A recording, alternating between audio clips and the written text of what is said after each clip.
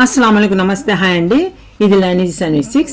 ఈరోజు మేము CBS syllabus 9వ తరగతి స్పర్శ్ పుస్తకంలో నుంచి 4వ పాఠం వైజ్ఞానిక్ చేతన కే వాహక్ చంద్రశేఖర్ వెంకటరామన్ గారి యొక్క జీవితము, అతని యొక్క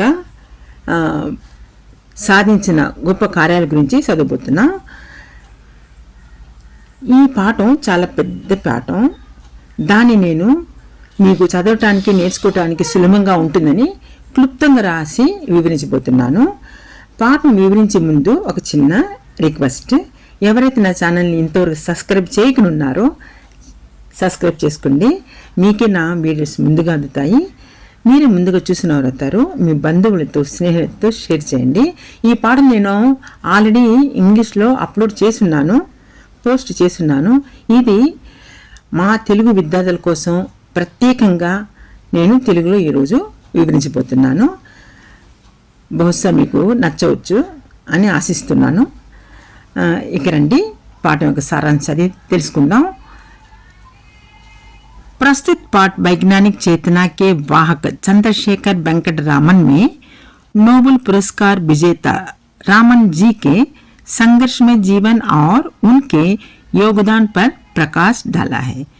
ఈ ప్రస్తుతం ఈ పాఠంలో నోబెల్ పురస్కార్ విజేత శ్రీ చంద్రశేఖర్ వెంకటరామన్ జీ యొక్క సంఘర్షమైన జీవితము మరియు అతను సాధించిన గొప్ప కార్యాలు, అతని యొక్క సహకారం గురించి హైలైట్ చేయబడింది.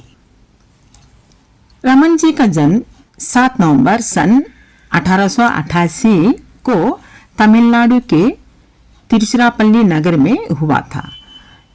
ఇంత పెద్ద గొప్ప శాస్త్రవేత్త రమన్ జీ గారి యొక్క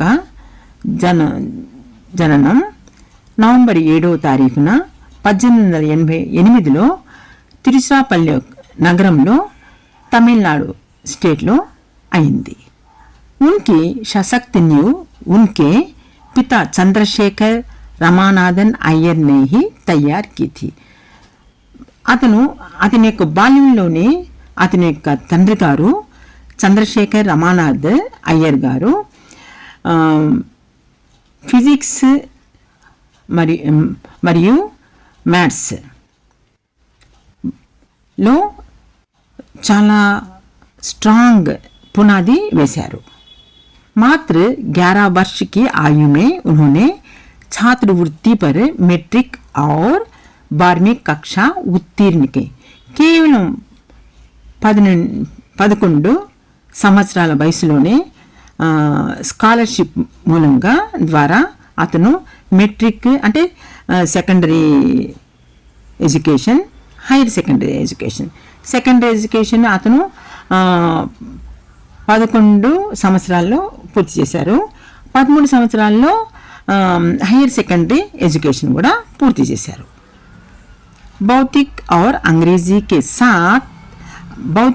अंग्रेजी में स्वर्ण पदक के साथ प्रेसिडेंसी कॉलेज चेन्नई से बीए और एमए की डिग्री प्रथम श्रेणी में प्राप्त की. భౌతిక్ ఆర్ అంగ్రేజీ అంటే ఫిజిక్స్ అండ్ ఇంగ్లీష్లో స్వర్ణ పథకం పొందారు మరియు ప్రెసిడెన్సీ కాలేజ్ ద్వారా बीए एमए फर्स्ट क्लास లో पास అయ్యారు.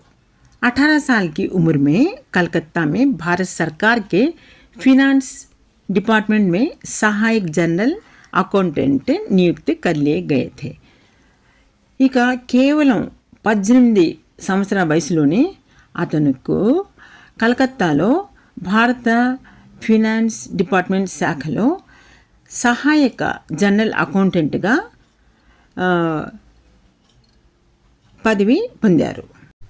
वे वाद्य यंत्रों की ओर आकृष्ट हुए और वाद्य यंत्रों के पीछे छिपे वैज्ञानिक रहस्यों की पर्दे खोलने की प्रयास भी किया. इतनु वाद्य यंत्राల వైపు ఆకర్షితులయ్యారు మరియు వాద్య యంత్రాల వెనకాల ఉన్న శాస్త్రీయ రహస్యాలను వెల్లడించడానికి కూడా ప్రయత్నించారు. चंद्रशेखर वेंकटरामन जी भारत में वैज्ञानिक की उन्नति के चिर आकांक्षी थे तथा भारत की स्वतंत्रता के पक्षधर थे. ఇతను కేవలం ఒక గొప్ప శాస్త్రవేత్త అవ్వాలని ఆశపడలేదు, మరియు మన మన మన దేశానికి స్వతంత్రం కావాలని మనస్ఫూర్తిగా కోరుకున్నారు. వే మహాత్మా గాంధీజీకో అప్నా అభిమాన మిత్ర మాన్తే థే. ఇతను మహాత్మా గాంధీని తన యొక్క ప్రేమైన మిత్రుడిగా భావించేవారు, చాలా గౌరవించేవారు, చాలా ఆదరించేవారు. सन 1994 में रामन जी को देश का सर्वोच्च सम्मान भारत रत्न से सम्मानित किया गया. 1954లో సివి రామన్ జీ గారికి దేశం యొక్క సర్వోన్నతమైన పురస్కారం భారత్ రత్న్తో సన్మానించారు.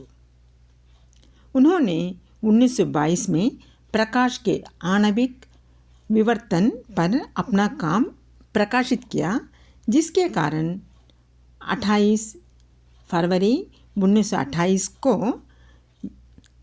विकिरण प्रभाव की उन्नति अंतिम खोज हुई और 1930 में भौतिक में नोबेल पुरस्कार मिला.